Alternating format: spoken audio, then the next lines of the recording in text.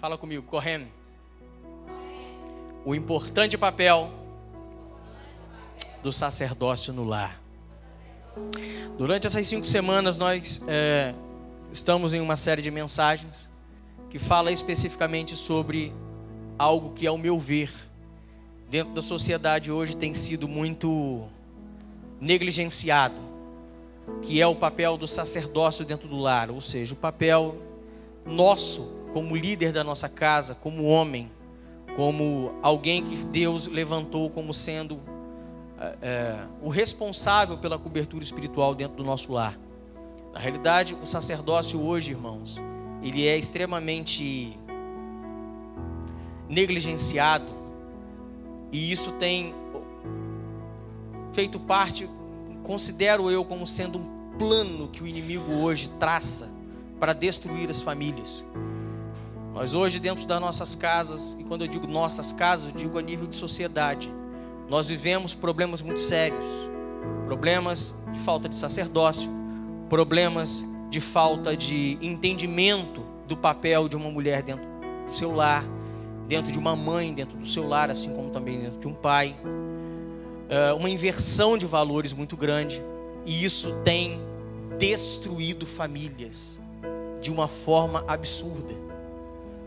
Eu digo a você, irmãos, que hoje eu não passo uma semana sequer sem atender pelo menos um casal com problemas familiares. Problemas diversos, mas são problemas que atingem o universo familiar. E Deus colocou no meu coração para que durante essas semanas nós estivéssemos falando um pouco mais sobre sacerdócio. Na realidade, eu acredito até que Deus vai trazer outros temas no decorrer do ano, falando sobre família. Mas aprove o coração do Senhor falar sobre sacerdócio. Tivemos a primeira semana passada, com a primeira palavra. Nós vamos aí para a nossa segunda parte dessa série de mensagens, Korem. Para quem não sabe, Korem, em hebraico, significa sacerdote. Aquele que Deus escolhe para servir em nome dele a vida de alguém, ou até mesmo o próprio Deus. Vamos lá, abra sua Bíblia no livro do profeta Ezequiel, capítulo 22, versículo 23 ao 30.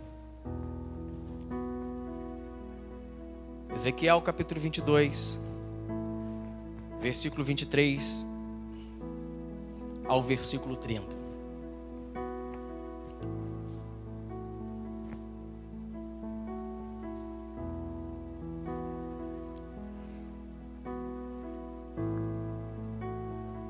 Todos acharam? Amém. Vamos lá. Vamos ver o que diz no livro de Ezequiel. Ezequiel capítulo 22, versículo 23 em diante diz assim: Veio a mim a palavra do Senhor dizendo: Filho do homem, dize-lhe: Tu és terra que não está purificada e que não tem chuva no dia da indignação. Conspiração dos seus profetas há no meio dela, como um leão que ruge, que arrebata a presa, assim eles devoram as almas. Tesouros e coisas preciosas tomam. Multiplicam as suas viúvas no meio dela. Os seus sacerdotes transgridem a minha lei e profanam as minhas coisas santas. Entre o santo e o profano não fazem diferença, nem discernem o imundo do limpo. E dos meus sábados escondem os olhos. E assim sou profanado no meio deles. Os seus príncipes no meio dela são como lobos que arrebatam a presa para derramarem o sangue, para destruírem as almas e ganharem lucro desonesto. Os seus profetas lhes encobrem isto com cal, por visões falsas, predizendo mentiras, dizendo: assim diz o Senhor Deus, sem que o Senhor tenha falado. Contra o povo, na terra praticam extorsão, andam roubando, fazem violência ao aflito e ao necessitado, e ao estrangeiro oprimem sem razão. Busquei entre eles um homem, diga para mim, um homem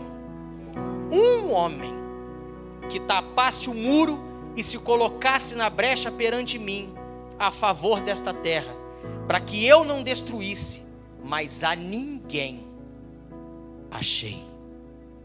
Feche os seus olhos e vamos orar. Senhor, Tua palavra para nós é vida, e é para nós resposta a tudo aquilo que nós temos encontrado, Senhor, dentro de uma sociedade, não digo ainda falida, mas uma sociedade que tem sofrido tantos problemas, Senhor, tantos ataques por parte do inimigo. E por isso, Pai, tem feito com que famílias se destruam, muitas delas, infelizmente, às vezes se autodestruam dentro do seu ambiente familiar. E a Tua palavra nos traz, Senhor, respostas para tudo isso que nós temos visto, e de alguma forma nos traz uma certeza, talvez um caminho, uma direção, para que nela encontremos, Senhor, o caminho para nós não sofrermos dentro dos nossos lares, como igreja, como famílias cristãs, tudo aquilo que temos visto as famílias sofrerem todos os dias. Em nome de Jesus, usa a Tua palavra, Senhor, com graça, com unção, com autoridade, que o Teu Espírito Santo, Senhor, possa ecoar dentro de nós, dentro do nosso coração, trazendo nessa noite tudo aquilo que nós precisamos ouvir e que o Teu coração tem como propósito nessa noite falar a nós. Em nome de Jesus oramos e Te agradecemos. Amém e amém.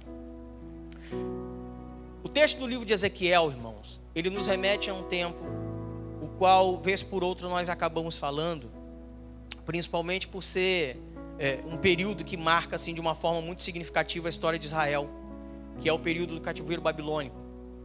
É um período, para quem não sabe, um período em que Deus, o povo de Deus, ele é levado a um domínio pelo Império Babilônico, como consequência da perversão, da contaminação, da corrupção, a qual o povo de Israel acaba experimentando nesse tempo.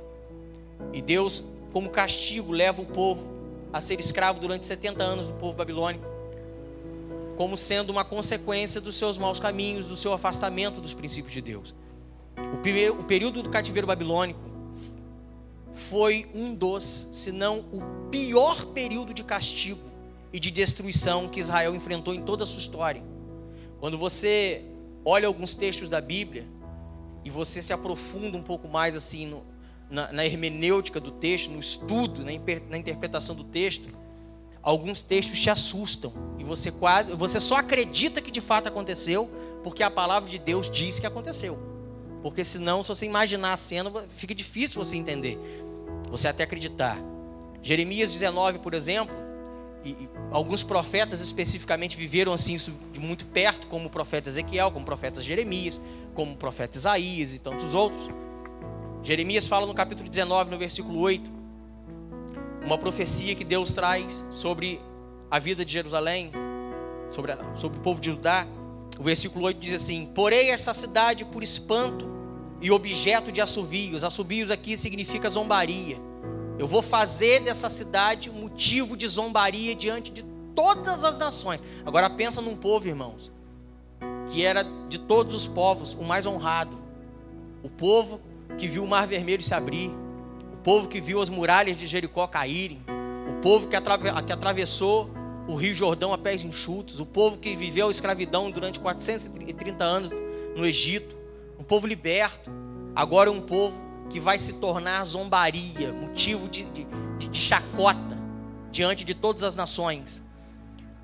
Porém, essa cidade por espanto e objeto de assovios. Todo aquele que passar por ela se espantará e assobiará e zombará por causa das suas pragas, por causa daquilo que eu vou fazer. Eu os farei. Eu quem, irmãos? Deus. Eu os farei comer as carnes de seus filhos e as carnes de suas filhas, e cada um comerá a carne do seu próximo, no cerco e na angústia em que os apertarão os seus inimigos e os que buscam lhe tirar a vida.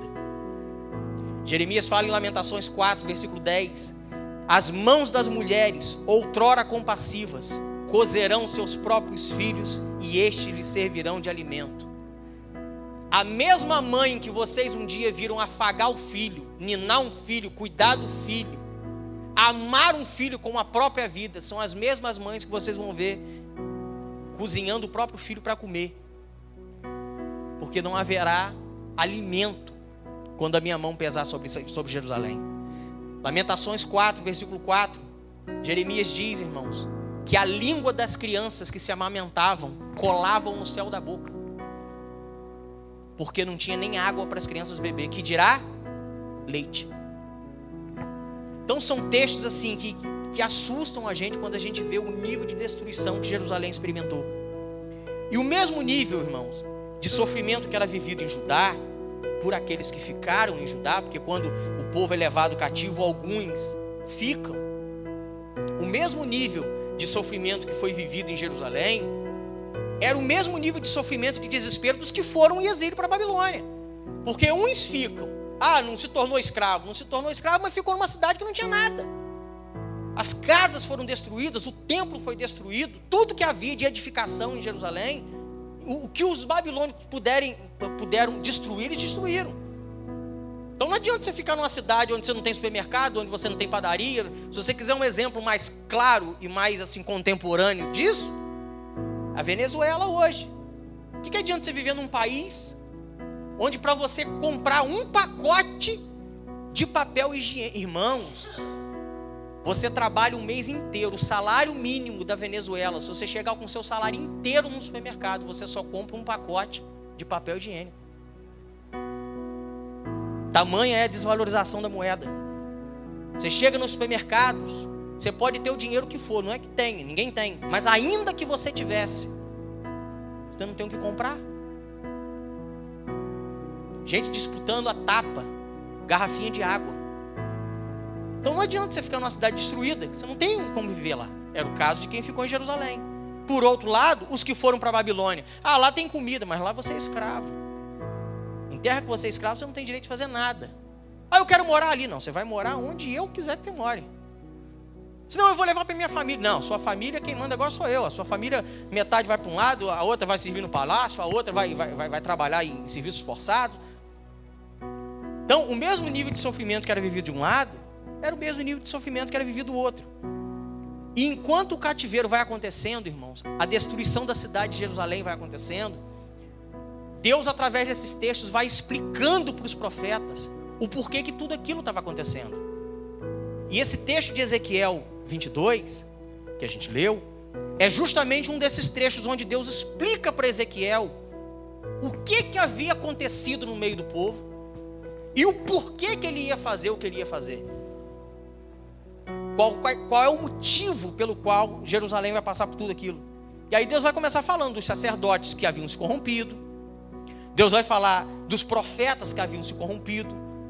Deus está falando de profetas que encobrem. Tudo isso que está acontecendo no meio do povo, os profetas estão encobrindo com cal. Ou seja, estão passando tinta branca onde está manchado, para que ninguém veja o pecado do povo. Dizendo coisas que eu falei quando eu não disse. Está dizendo assim diz o Senhor, mas eu não estou dizendo nada. Mas eles fazem uso do meu nome para que o povo continue em pecado e se sinta em paz mesmo pecando.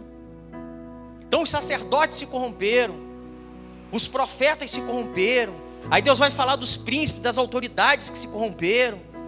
Deus vai falar dos pais de família que se corromperam e que deixaram a idolatria e os pecados entrarem dentro de casa e contaminar a família inteira. Porque, irmãos, uma sociedade é composta de famílias.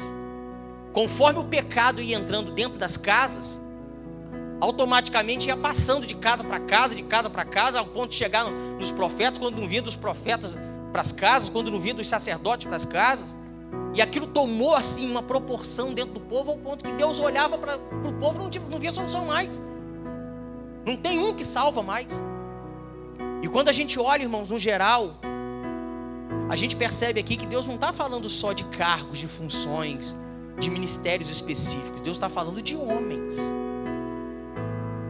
De homens que em seus diversos segmentos, em suas diversas funções, perderam o seu caráter. E pelo fato de terem tido o seu caráter corrompido, deixaram de ser aquilo que Deus queria que eles fossem dentro do segmento. Homens tiveram o seu caráter corrompido. Os homens que foram levantados para serem sacerdotes se corromperam e não são os sacerdotes que Deus esperava que fossem. Homens que foram levantados para serem profetas, pelo fato do seu caráter ser corrompido, o cara não consegue mais ser profeta como Deus queria que ele fosse. Pais de família, príncipes, autoridades que foram levantados do povo para poder exercerem a sua função de governo, já não exerciam mais, ou pelo menos não de acordo com o que os princípios de Deus diziam, de acordo com aquilo que Deus esperava deles. Ao ponto, e aí termina o texto que a gente leu, ao ponto de Deus dizer que ele procurou sobre a terra um homem sequer, que pudesse se colocar na brecha. O que é colocar na brecha? Um homem que eu pudesse ver nele uma razão para eu não destruir a terra. Se eu encontrasse pelo menos um no meio deles, que eu pudesse olhar assim, não, por amor a ele eu não vou destruir os demais, eu não destruiria, mas eu procurei um homem sequer. E em toda a totalidade, sem querer ser redundante, mas já sendo, no total de todo o meu povo, eu procurei um, e nem esse um eu encontrei. Você tem noção, cara, do nível de corrupção que se instalou isso aqui? Se só os profetas, irmãos, tivessem se corrompido, mas os sacerdotes não, ainda ia, é uma classe. Se os sacerdotes e os profetas tivessem se corrompido, mas pelo menos as famílias, os príncipes, os governantes não tivessem corrompido, pelo menos um justo ia ter, mas todos se corromperam. Aí por isso que Deus começa a levantar outros no lugar daqueles que deveriam estar cumprindo a sua função e não cumpriram. Aí é quando Deus vira para um Jeremias da vida, um jovem, e chama para ser profeta, quando aos olhos de todos ele não podia ser profeta. Um jovem novo, inexperiente. Se eu não trabalhar com vocês, Jeremias, no meio deles eu não tenho com quem trabalhar. Se eu não trabalhar com vocês, aí, mas eu sou um homem de impuros lábios. Eu sei que você tem impuros lábios, mas é o que tem para trabalhar. Porque se eu não trabalhar com você, que embora seja um pecador, mas tem um coração tratável, eu não vou conseguir trabalhar com ninguém. Então Deus começa a levantar outros profetas. Aí é quando vem a geração de Jeremias, quando começa a geração de Ezequiel, quando vem a geração de Daniel e tantos outros que Deus levanta. Porque se Deus procurasse homens no meio do povo para fazer o que ele precisava que fosse feito, ele não encontraria. Então, fica o primeiro recado para mim e para você. Se Deus te levanta para fazer algo e você não faz, mais cedo ou mais tarde, Deus tira você e levanta outro. O dia que Deus olhar para uma igreja e ver que um pastor que ele levantou não tem cumprido o papel que Deus esperou, o ofício de sacerdotal que ele esperava que cumprisse, se ele olhar e não ver o cara cumprindo, mais cedo ou mais tarde, Deus derruba um e levanta o outro.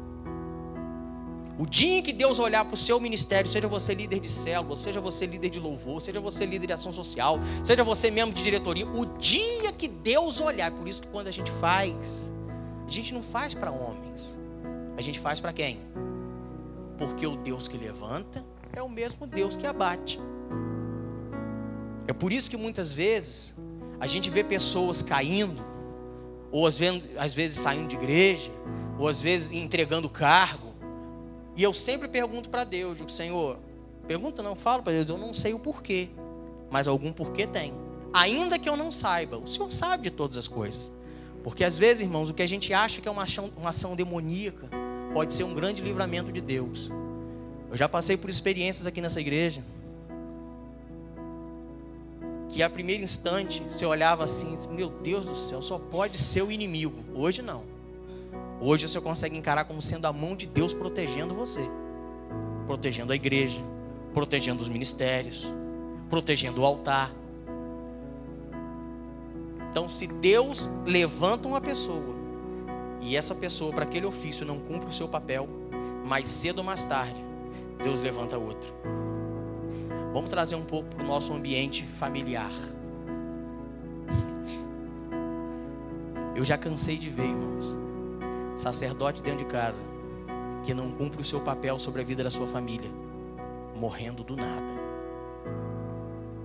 Aí quando menos espera, ela vai e casa com outro. É porque viúva é quem vai. A questão não é essa.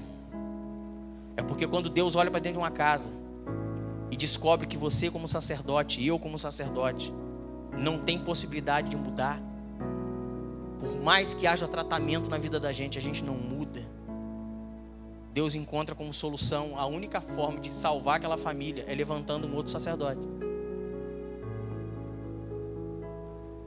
Deus levanta pastores, irmãos, no lugar de outros pastores. Deus levanta líderes no lugar de outros líderes. Você acha que Deus não levanta sacerdotes? Você acha que Deus não levanta esposas? Você acha que Deus não... Ô, irmão, preste atenção. Repete comigo. Deus procura homens. Especificamente esse é o tema que nós estamos falando. Então vamos falar dos homens. Se Deus procura homens, quando Deus procura homens, o que Ele quer achar? Homens. Homens. Nós ouvimos a mensagem anterior que um dos conselhos de Davi para Salomão era que antes de você assumir o governo, antes de você assumir o reinado de Israel, Salomão, você precisa de duas coisas: seja corajoso e seja homem. Porque Davi sabia que sem ser homem e sem ser corajoso, ninguém governa nada. Se na sua casa Deus procurar um líder, se na sua casa Deus procurar um homem que lidere a sua casa, Deus precisa procurar e encontrar você. Primeira pergunta que eu te faço para você responder para você mesmo: se Deus hoje procurar dentro da sua casa um homem, fala assim, um homem que lidere a sua casa e a sua família, se Deus procurar dentro da sua casa, Ele encontra esse homem?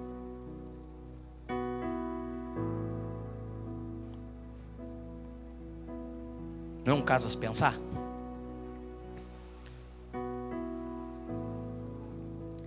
Porque Deus procura, irmãos. Vou te dar uma forma assim prática de você ver como é que isso acontece. Se Deus hoje dentro dessa igreja, irmãos, procurar um homem que pastoreie essa igreja, Ele encontra? Encontra ou não? Que bom que você vê. Se você vê, Deus vê. Se Deus olhar... Cadê meus 12?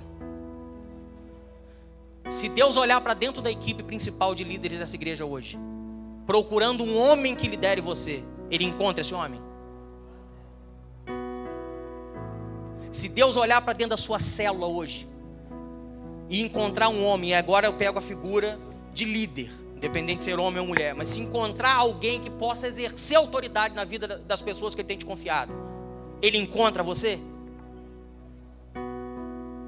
Porque, irmãos, um dos grandes problemas de muitas células, por isso muitas células não crescem, por isso muitas células não se desenvolvem, por isso muitos discípulos não seguem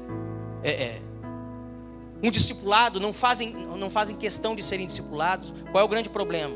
É que quando o discípulo chega dentro de uma célula, ele não encontra alguém que possa ser referência de autoridade para ele. Então, se ele não encontra, ele prefere não fazer parte da célula. Por que muitas pessoas deixam de fazer parte de equipes, por exemplo, dentro de igreja? Por falta de liderança. Por que muitas equipes se dissolvem e dão problema e toda hora porque não tem alguém para exercer uma liderança. Mas não é simplesmente exercer liderança no nome, no título. É exercer no caráter, na autoridade, né? A pessoa precisa ver uma autoridade ali na pessoa. Se no seu casamento Deus procurar um homem no seu casamento, Ele acha você? Porque você sabe que se Deus procurar homem no casamento de muita gente, você sabe que não encontra. Ou encontra?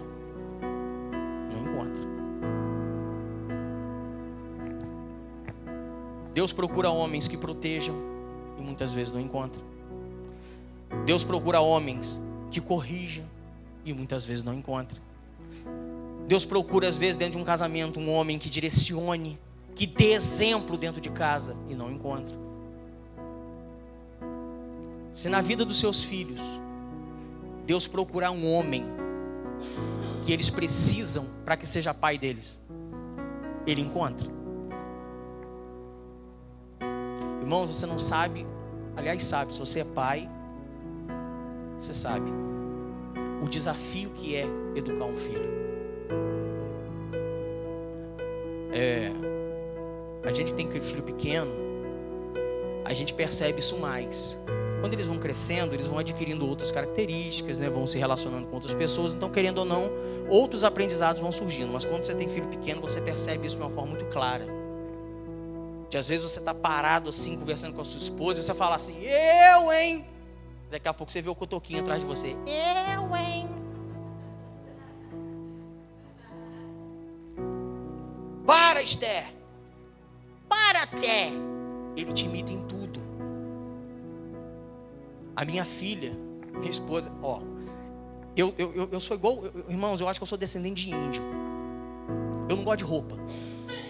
Eu não gosto de roupa. Em casa, se eu puder ficar à vontade, eu fico o dia todo. Eu não gosto de chinelo. Chinelo me irrita. E a falta do meu chinelo irrita minha esposa, tadinha. Minha filha é igualzinho. Minha filha odeia roupa. Minha filha anda descalço o dia todo. Minha filha, muitas vezes, minha esposa olha assim, meu Deus do céu, parece que eu estou vendo você deitado na cama. Porque ela deita do jeito que eu deito. Ela dorme do jeito que eu durmo. Até o jeito de descansar o braço. O dia que você chegar assim na minha casa, ou em qualquer lugar que eu esteja mais relaxado, você me vê com o braço assim, é normal. O meu pai deita do mesmo jeito. E a minha filha deita do mesmo jeito. E você vê assim, quanto esse aprendizado vai se manifestando na vida dos filhos da gente, sem a gente perceber. Eles aprendem olhando a gente. É por isso que Deus procura homens que sirvam de exemplo para os filhos, como pai. Se Deus olhar para a sua vida profissional, se Deus procurar dentro da sua vida profissional um homem como profissional, Ele encontra. Porque você sabia que até nessa área assim a gente precisa ser exemplo. Uma vez eu contratei, irmãos, um serralheiro em Campos. Na época que nós estávamos precisando fazer essas armações aqui. Até então eu não conhecia algum serralheiro próximo aqui. Como eu sabia que tinha um serralheiro lá em Campos que eu conhecia, liguei para ele e falei, rapaz, eu preciso de que você faça umas armações assim, assim, assim, igual da igreja de Campos aí. Você já sabe as medidas, qualquer coisa, você vai lá, você pega, você faz. Não, pode deixar, eu faço. Eu disse, olha, dia tal vai ter um evento aí, a igreja vai aí, eu vou levar a igreja, eu vou aproveitar, pego, boto no ônibus e trago. Então eu vou depositar o dinheiro na sua conta. Na época não foi nem a igreja que pagou, irmão, fui eu que paguei. Eu vou depositar. Quanto que você precisa? Eu preciso de tanto. Dá para comprar o material, dá para fazer, eu entrego para o senhor, rapidinho. Tudo bem, você não precisa nem pressa. Ainda tinha uns 2 meses ainda para poder a gente ir para lá. Mas eu quero adiantar para te dar tempo.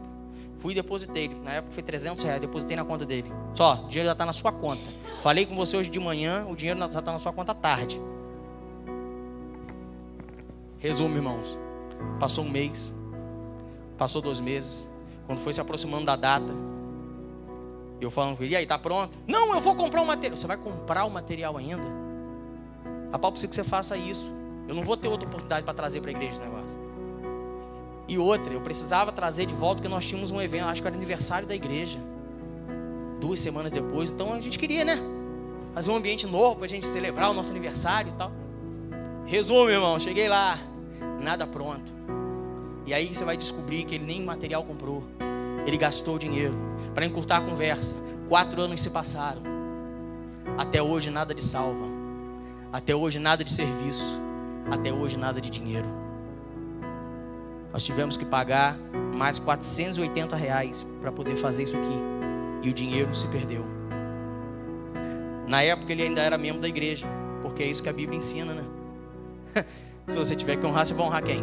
Os domésticos da fé. Eu vou procurar lá fora como? Vou honrar meu irmão, ué. Na época ele era da igreja ainda. Hoje nem sei para onde está. Todas as vezes que nós íamos em Campos, eu cansei de ver ele passar pelo corredor da igreja fazendo assim, ó, se escondendo. Porque isso é atitude de homem, irmãos. Então, até no ponto de vista profissional, você precisa ser homem. Pensa numa família desestruturada. É a dele. Esposa rebelde. Filhos rebeldes. Um pior que o outro. Um pior que o outro. Por onde passa desonra os pais. Por qualquer igreja que passe desonra a igreja. Então, se Deus procurar, irmãos, um homem nos ofícios que Ele separou, para você desempenhar, Ele encontra.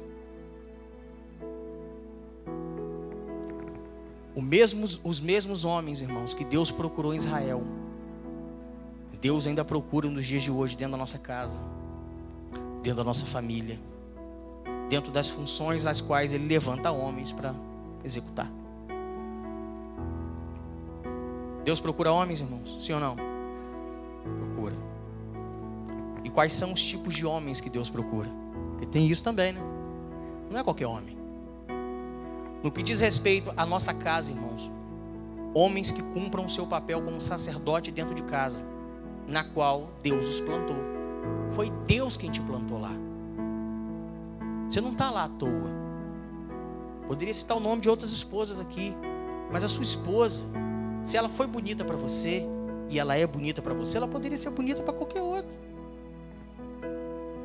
Os seus filhos, eles poderiam ser seus filhos, mas poderiam ser filhos de qualquer outro. Mas se Deus escolheu para você ser pai do seu filho, se escolheu essa moça bonita, espetacular para estar do seu lado, Deus tem um plano nisso. Você podia ter nascido como filho, você podia ter nascido em qualquer outra família, mas Deus escolheu aquele barco ali, aquele navio ali para você nascer.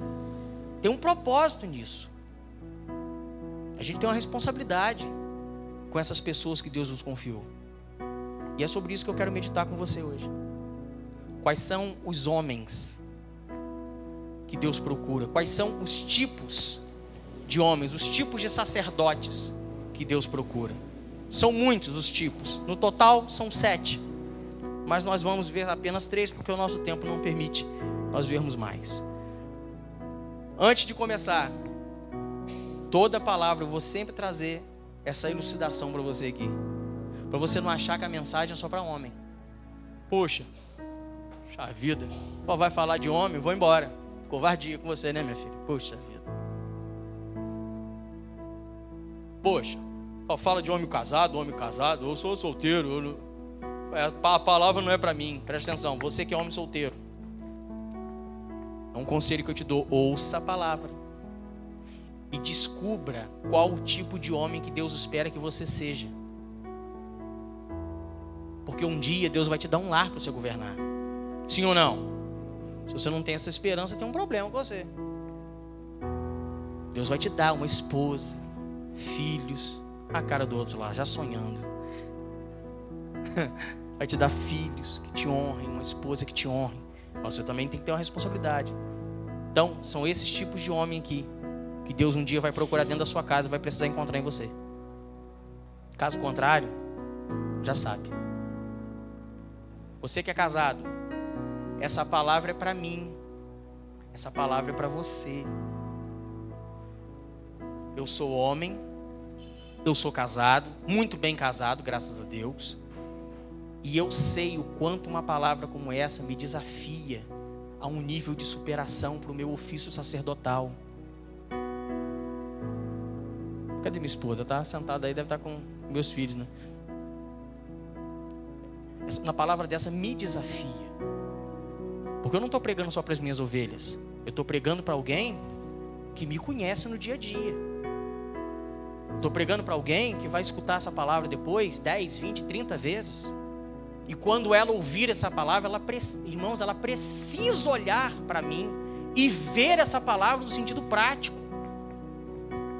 Porque a única forma que tem de se garantir que aquilo que eu prego é aquilo que eu vivo, aquilo que eu vivo é aquilo que eu prego. Senão tudo isso perde sentido. Então é desafiadora para mim. E é desafiadora para você. É desafiadora para nós como igreja. É desafiadora para mim como sacerdote de um lar. É desafiadora para mim como sendo sacerdote sobre a sua vida dentro da igreja, porque eu sou seu pastor. É desafiadora para mim como líder, você que faz parte da minha equipe de líderes. É desafiadora para mim no sentido de ser líder de uma diretoria. Porque todos esses tipos de homens aqui, o dia que você olhar para mim como sendo líder de uma diretoria, se você não enxergar isso aqui em mim, você perde o respeito, você perde a admiração, você perde o desejo de ser liderado por mim. E já diz o apóstolo René Terranova, ele tem uma frase que eu gosto muito: todo líder que se deixa... todo líder que cai em descrédito, ele dá direito aos seus liderados de não ouvi-lo nunca mais. É mais ou menos assim. O dia em que eu, de alguma forma, perder credibilidade com você, eu dei o direito a você de você nunca mais parar para me ouvir. Porque você não é obrigado a ouvir quem você não acredita. Você não é obrigado a ouvir uma pessoa falar sobre sacerdote se você olha para minha cara e você não vê em mim um sacerdote que eu estou pregando. Então é desafiador demais. Mulheres solteiras, esses tipos de homem aqui são os homens que você precisa. É o tipo de homem que você precisa. Olha só, se esses são os tipos de homem que Deus procura, é porque são esses o tipo de homem que Ele sabe que você um dia vai precisar dentro do seu casamento. É impossível. Seria ilógico Deus procurar algo na sua casa que Ele não entendesse que fosse importante para a sua vida. Então esse é o tipo de homem. É por isso que muitas pessoas hoje optam por não casar. Por quê? Porque a cada dia que passa, esses tipos de homem aqui são cada vez mais raros. Na realidade, o homem já está bem raro. Mas vamos deixar essa questão um pouco mais para frente.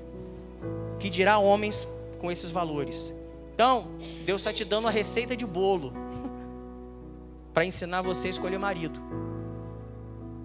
Porque tem umas mulheres que não sabem escolher namorado, não sabem escolher marido. Acha que Deus procura para ela um homem de olhos azuis. Pode ser que ele tenha olhos azuis, mas isso não importa. E você que é mulher casada, se você hoje não tem conseguido enxergar esses tipos de homem aqui no seu esposo, eu aconselho você, se ele não está aqui, a enviar essa palavra o mais rápido possível para ele e obrigá-lo a ouvir, para que você possa, assim que possível, sentar com ele e conversar sobre o assunto. Porque existe alguma coisa de errado no sacerdócio da sua casa. Se qualquer um desses homens aqui não estiver presente no que você vê no seu esposo todos os dias, tem um problema muito sério no seu casamento, um problema muito sério na sua casa. E você precisa conversar o mais rápido possível. Por quê? Antes que seja tarde demais.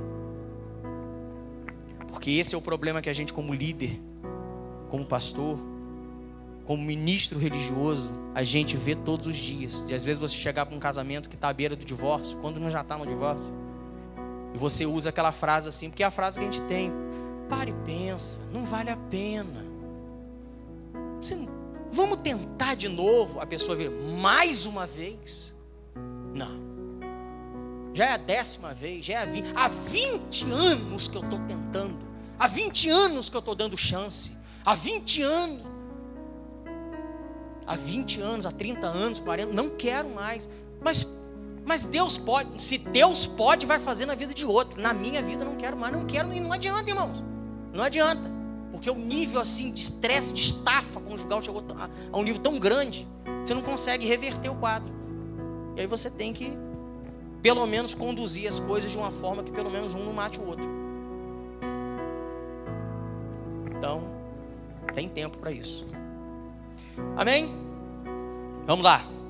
Quais são os tipos de homens que Deus procura para o sacerdócio de um lar? Primeiro, homens de fé. Repete comigo, homens de fé. Quando Deus olha para a sua casa, Deus precisa encontrar na liderança da sua casa um homem de fé. Homens de fé como Noé. Noé era um homem de fé. Irmãos, eu louvo a Deus pela vida da minha esposa. Minha esposa é uma mulher de fé. Hoje eu acordei lá em casa com uma cena assim, muito inusitada. Engraçada, no mínimo. Acordei e tá minha esposa na cozinha. Deus é bom pra mim. Deus é bom pra mim. Eu falei, foi o que, minha esposa? A máquina de lavar voltou. Eu falei, mas foi o que? Ela pifou ontem com as roupas dentro. E eu olhei, eu botei a mão e nada dela voltar. Mas ontem eu deitei. Pergunta pra ela depois. Eu deitei e falei, Senhor, eu creio no teu poder. E amanhã, quando eu acordar, essa máquina vai voltar. Meu filho, quando eu passei, que eu botei a mão no botão, ela ligou. Eu falei, Deus é fiel. Eu digo, irmão, uma mulher que ora pela máquina de lavar, meu irmão. Então, se Deus olha para minha casa, irmãos, e espera, e vai se alegrar em encontrar uma mulher de fé, você acha que Deus não vai se alegrar em encontrar um homem de fé? Então Deus procura homens de fé, como foi Noé. Olha comigo, Hebreus capítulo 11, versículo 7. Diz assim o texto: pela fé, pelo que, irmão? Então a base de tudo para a vida desse camarada aqui foi isso. Pela fé, Noé, divinamente instruído acerca de acontecimentos que ainda não se viam, porque até então o que Deus disse que ia acontecer, Noé nem sabia o que era, e esse negócio é chamado chuva. Acerca de acontecimentos que ainda não se viam, e sendo temente a Deus, aparelhou uma arca para a salvação de sua casa. Para a salvação de quem? Então, minha filha, meu filho, pela fé, Noé conseguiu ser divinamente instruído acerca de acontecimentos que ainda não tinham acontecido, e ele construiu uma arca para salvar a família dele. Porque se ele não tivesse a fé que ele tinha, a família toda tinha morrido. Pela qual condenou o mundo e se tornou herdeiro da justiça que vem da fé. Irmãos, nós estamos falando de um homem que conseguiu salvar a família inteira, crendo que algo poderia acontecer simplesmente porque Deus falou. Noé, ele constrói a arca para se livrar de um dilúvio, sem sequer saber o que era chuva. Que dirá dilúvio? Porque até então nunca tinha chovido na terra, cara. Você vai para Gênesis 2:5. Gênesis 2:5 diz assim: não havia ainda nenhuma planta do campo na terra, pois ainda nenhuma erva do campo havia brotado, porque o Senhor Deus não fizera chover sobre a terra, e também não havia homem para lavar o solo. De Gênesis 2:5 até aqui, a época em que Noé constrói a arca, nunca tinha chovido na terra. Você imagina Deus falando com ele: Noé, preciso que você construa uma arca. É o que arca? A arca é um barco. É o que um barco? Barco é um troço que vai fazer você flutuar e vai salvar você e a sua família quando começar a chover. É o que é chuva, Senhor? Que eu não sei o que é chuva. Vai cair água do céu. Ah, Senhor, o Senhor está de brincadeira? Que cai água do céu o quê, Senhor? Do céu vem sol, só não cai água não. O Senhor está maluco? Não é? Eu sei o que eu estou falando. Constrói a arca, e quando estiver pronto você vai saber o que é chuva. Tá bom, Senhor. Eu creio. Mesmo sem saber o que é, eu creio. Se o Senhor falou que vai cair água do céu, é porque vai cair água do céu. Aliás, está arriscado até cair céu da água, porque eu creio no Senhor. A primeira chuva da terra, irmãos, cai milênios depois.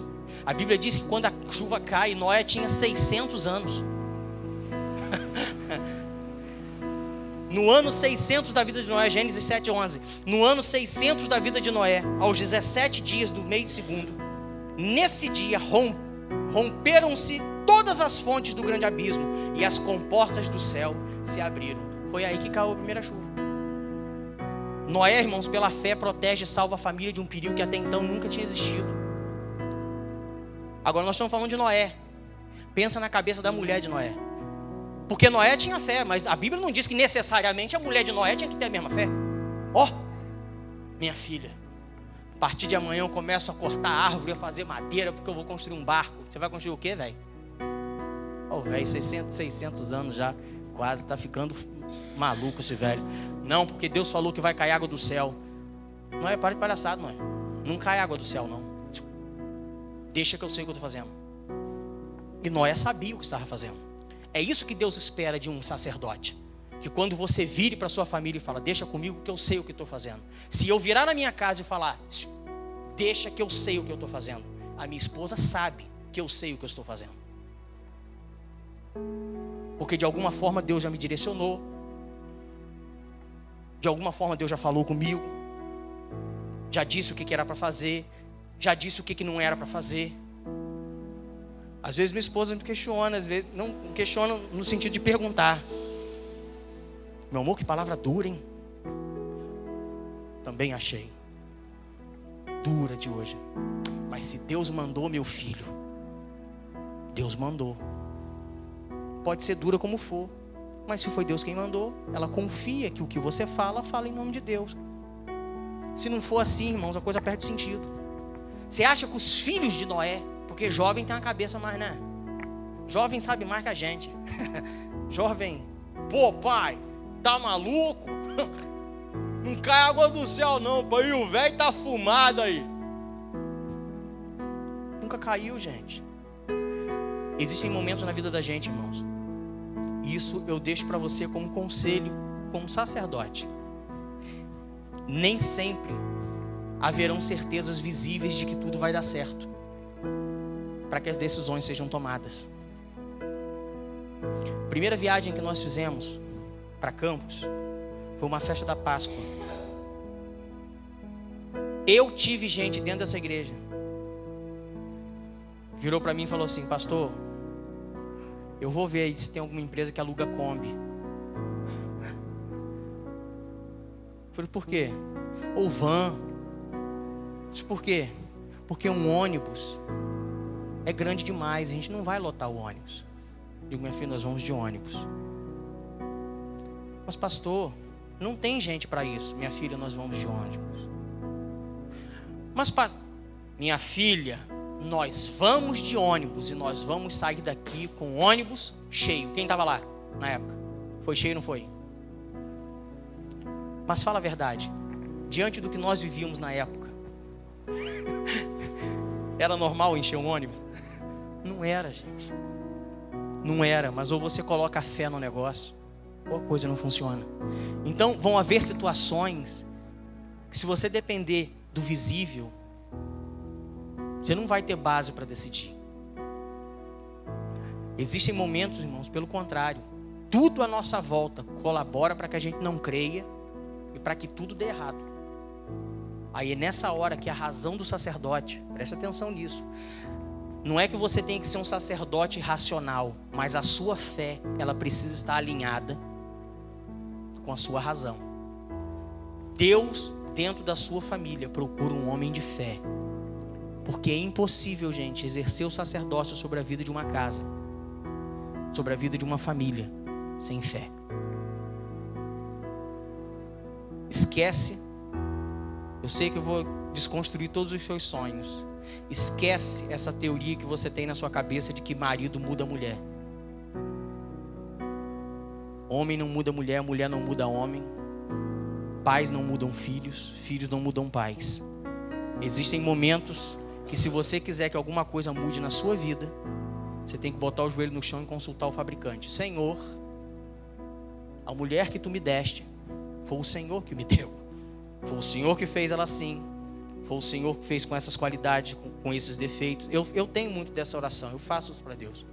Digo, Senhor, existem coisas da minha esposa, e eu sei que ela deve fazer muito mais do que eu, porque eu tenho mais defeito que ela. Existem defeitos na minha esposa que me atormentam. Primeira coisa que eu peço ao Senhor, me mostra se de fato são defeitos, porque pode ser que sejam defeitos aos meus olhos, mas aos olhos do Senhor não. Tem coisas que eu posso não gostar em você que não são necessariamente defeitos, é o seu jeito de ser. Ué, o fato de você ser diferente de mim não significa que seja um defeito. Então, Senhor, se for um defeito, muda. Se não for, me muda, porque o defeito está comigo. Você tem que ter fé, moço, porque quem muda é Ele. Se você não tiver fé, você vai se sentir um louco, ajoelhado na cama, conversando sozinho. E os vizinhos olhando assim, ó, que garoto tá passando mal. Aí faz meia hora que ele tá aí caído. Segundo tipo de homem que Deus procura. Vamos lá. Segundo, homens obedientes à sua vontade. Repete comigo, homens obedientes à sua voz. Perdão, falei errado. Vontade não é voz, mas enfim, é porque eu meditei muito sobre vontade. Hoje eu estou com vontade na cabeça. Dentro dessas 5 semanas nós vamos falar sobre vontade. Da mesma forma, irmãos, que Abraão foi. Deus procura dentro da sua casa um homem que seja obediente à voz dele. Gênesis capítulo 12, versículo 1 ao 3. Ora, disse o Senhor a Abraão. Quem foi que disse? Foi Deus, foi o Senhor quem disse. Então a voz é dele. Ora, disse o Senhor a Abraão: sai da tua terra, da tua parentela e da casa do teu pai, e vai para a terra que eu te mostrarei. De ti farei uma grande nação, e te abençoarei, e te engrandecerei o nome. Seja tu uma bênção. Abençoarei os que te abençoarem, e amaldiçoarei os que te amaldiçoarem, e em ti serão benditas todas as famílias da terra. Se Abrão não fosse um homem obediente à voz de Deus, talvez nem nós estivéssemos aqui. Porque as nossas famílias hoje são abençoadas por Deus debaixo de uma promessa que Deus fez a ele e não a você. Deus falou que as famílias da terra seriam abençoadas por intermédio de uma aliança que ele faria com Abraão. Se esse homem não ouve a voz de Deus, vira para quem está do seu lado e fala assim: nós estamos lascados. Obedecer a Deus, irmãos, nem sempre é fácil. Na realidade, na maioria das vezes, obedecer a Deus é algo extremamente difícil de se fazer. Mas é a única garantia que se tem de que as coisas podem dar certo.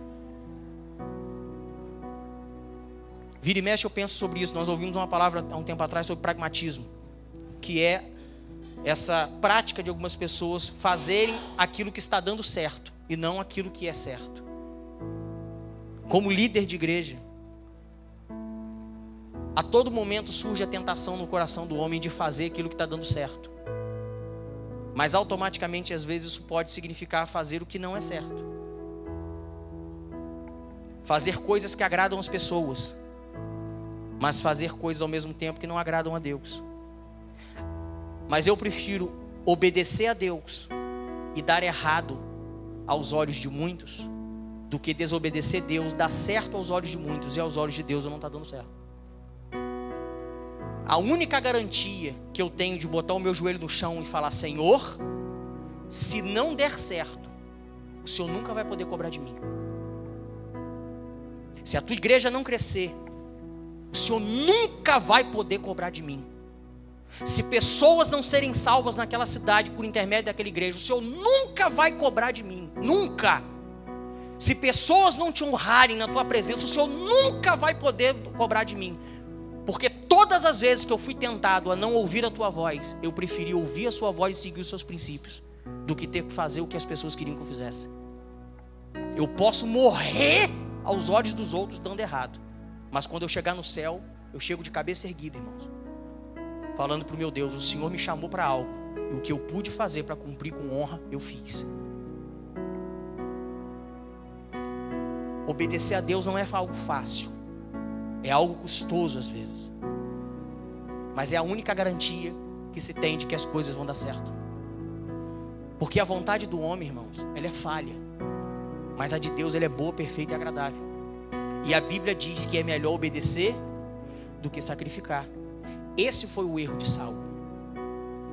Saul achou que sacrificar era muito melhor. Quando Samuel vira para ele, segundo Samuel 15, se eu não me engano, e fala: Saul, Deus não tem prazer em sacrifícios mais do que tem na obediência dos seus princípios. Melhor é obedecer, Saul, do que sacrificar. Todas as vezes, irmãos, que nós decidimos não obedecer a Deus, alguma área da nossa vida sempre vai estar condenada a dar errado. Foi por isso que Saul perdeu o trono. Foi por isso que perdeu essa posição de ungido do Senhor, de escolhido do Senhor. Foi por isso que Samuel escutou a frase de Deus: até quando aturarás, protegerás Saul, quando tendo eu já o rejeitado no meu coração? Samuel, não adianta você querer manter Saul na posição que ele está, porque eu já rejeitei. Não adianta. Obedecer a Deus, irmãos, não é fácil, mas é sempre melhor obedecer do que sacrificar pessoas. É melhor obedecer a Deus do que sacrificar coisas. É melhor obedecer a Deus do que sacrificar posições. Assumir o pastorado dessa igreja alguns anos atrás, talvez tenha sido a mais séria e mais importante decisão que eu tomei na minha vida para a vida da minha família. Quem estava aqui na época sabe, quem está aqui desde o início, sabe o quanto foi custoso, o quanto envolveu renúncias, o quanto eu tive que acreditar naquilo que Deus estava me mandando fazer. Mas quando Deus me mandou para cá, irmãos, o medo que eu tinha de não obedecer o que Deus estava me mandando fazer e o meu sacrifício ser muito maior, o medo era muito grande, o temor era muito grande. Eu tinha medo, de repente, não atender a voz de Deus, por exemplo. Eu não vou deixar de morar numa casa própria que eu conquistei. Poxa, foi sempre o meu sonho. Quantas famílias hoje, o sonho delas é ter uma casa própria. Eu consegui conquistar, irmãos, antes dos meus 35 anos. Poxa, já tem minha casa, tem meu carro na garagem, tudo quitado, tudo direitinho. Eu vou deixar meu palacinho para ir morar de aluguel de novo? Se eu entro nessa e um dia eu volto para casa do meu trabalho e pego aquele negócio pegando fogo. Porque Deus deu, mas Deus tira. E se eu perder esse dinheiro? Todo o patrimônio que eu conquistei, Deus destruísse num estalar de dedos. Por quê? Você não me obedeceu, cara. Eu não te chamei para ter coisas, eu te chamei para me obedecer. Meu segundo filho nasceu em Minas. Ai, que gracinha. Então era plano de Deus que ele nascesse? Se eu não estivesse aqui, talvez ele nunca existisse. E pior, é aquela história dos talentos. Você guarda o que te deram, você vai perder até o que tem, que dirá o que não tem. E se hoje eu tivesse perdido a minha filha? Deus tira, irmãos. Deus não fez isso com Isaac? Me dá seu filho. Quero saber se você gosta, quero saber se você não gosta, quero saber se é precioso para você, se é mais importante. Eu quero que você me dê, me entregue em sacrifício. Prova para mim que você me ama. Quando nós somos obedientes, irmãos, Deus respalda a nossa autoridade na vida daqueles que estão à nossa volta e nos preserva. As pessoas que Deus confiar ao seu lado, as pessoas que Deus confia no seu sacerdócio, quando elas conseguem ver obediência em Deus, em você, a liderança fica mais fácil. Porque elas entendem que obedecendo a você, elas obedecem a quem? A Deus. Tem muita gente que tem dificuldade de obedecer a direção pastoral. Tem outras que não. Eu nunca tive. Nunca tive. Irmãos, eu falei isso para algumas pessoas hoje. Eu ainda sou do tempo que quando um pastor falava comigo, era Deus falando comigo. Por quê, pastor? Porque eu via Deus nele. Mas como assim? Porque o dia que eu não visse Deus nele, ele não era meu pastor mais. Eu não tenho a obrigação de ouvir quem não figura Deus na minha vida. Então quando um pastor falava comigo, era uma palavra de Deus para a minha vida, era um aviso de Deus para a minha vida.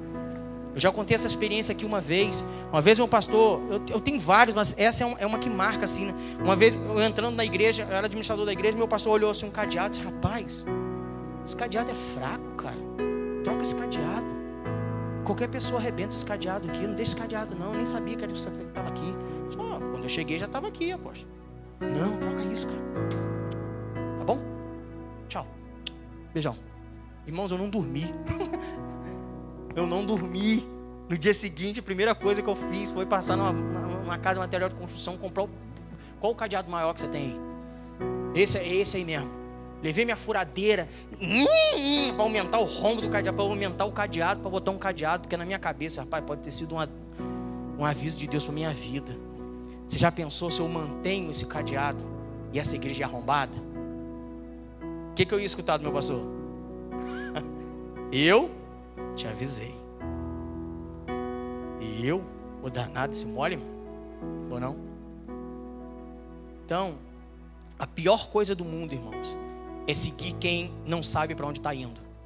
Se as pessoas que estão debaixo da sua liderança verem em você uma certeza da direção para onde você está indo, as pessoas te seguem. A pior coisa que tem é ouvir pessoas que não sabem o que fala. Eu sou muito seleto nas pessoas a quem eu ouço. Ouço todo mundo? Só não ouço qualquer um. Pode perguntar quem caminha perto de mim aí. Seu pastor, eu precisava conversar com o senhor. Fala, meu filho. Não sei. Melhor, não queria nem que o senhor interpretasse mal o que eu vou falar. Fala logo, cara. Fala. Não, queria que o senhor de repente pensasse que eu estou sendo rebelde. Fala, cara. Se eu achasse que você ia ser rebelde, nem aqui eu te ouvindo estava. Fala. Fala, minha filha. Me ajuda. Reunião de diretoria. Chego e falo direto. Eu preciso ouvir vocês. Fala, fala. E o povo calado me dá uma raiva. Fala, pelo amor de Deus. Sim ou não? Talvez, como?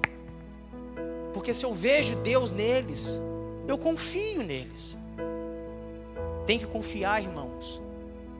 Tem que confiar. Se te inspira confiança, tem que confiar. Mas se não te inspira confiança, vaza. Sacerdócio dentro do lar é a mesma coisa. Se o nosso lar confia na gente, se o nosso lar enxerga na gente um homem que é obediente à voz de Deus, a liderança fica mais leve, fica mais fácil. Amém? Terceiro, para a gente terminar. Terceiro tipo de homem que Deus procura: homens de coração, como Moisés foi. Moisés foi um homem de coração humilde, irmãos. E você consegue ver isso. Que horas são, irmãos? 9h15. Bora, vamos adiantar aqui, irmão, pelo amor de Deus. Homem de coração humilde. A estratégia de você tirar o relógio lá não deu certo. Eles vão descobrir. Vamos lá. Olha para o texto, irmãos. Êxodo 3:10. Vem agora e eu te enviarei a Faraó. Deus falando com Moisés. Para que tires o meu povo, os filhos de Israel, do Egito. Então disse Moisés a Deus: quem sou eu para ir a Faraó e tirar do Egito os filhos de Israel? Deus lhe respondeu: eu serei contigo. E este será o sinal de que eu te enviei. Depois de haveres tirado o povo do Egito, servireis a Deus neste monte. Vou te perguntar uma pergunta para quem é homem sincero. Quem aqui, na época que era solteiro, alguma vez na vida teve medo de casar e não dar conta do casamento? Passou na época que eu era solteiro, eu tinha medo de um dia casar e não dar conta de sustentar minha esposa. Dar conta... Ninguém tinha? Tinha? Então se manifeste em nome de Jesus. Senão vai ficar só eu aqui. Você que é solteiro, você tem medo de casar e não dar conta de sustentar? Tem? Você está prontinho para casar. É.